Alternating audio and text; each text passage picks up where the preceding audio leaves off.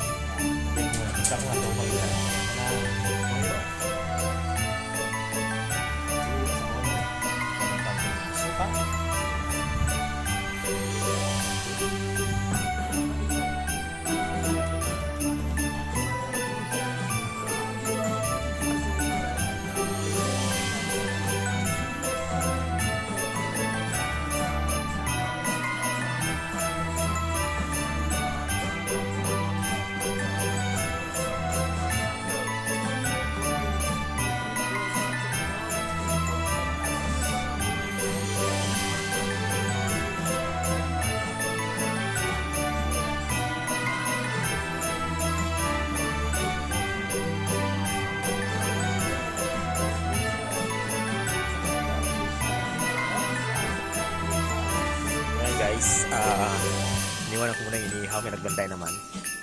Videoan ko lang yung mga pool nila dito. Ayan. Ayan. Mga pang kids, ayan o. Pang kids. Ayan. So dito sa area natin mayroong 4 na pool. Ayan. So ito may tubig na. Last time walang tubig yan. So yun, malaki-laki. Ayan. So yun. Tapos yun guys, kung makapansin nyo, yan lang makikita nyo yung mga puno. Pero yung the rest sa likod niyaan, hindi makita dahil sobrang foggy. Ayan. Walang tigil lang dito guys, ang bugso-bugso ng ulan. Sobrang kasi, sobrang baba kasi ng fog. So, raw to dito, normal weather raw to ngayong December dito.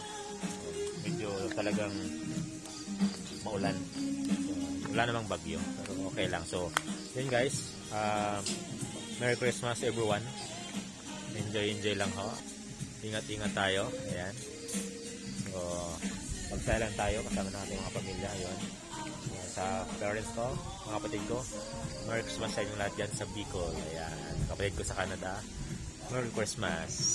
Ayan. So, yun lang guys. Bye-bye.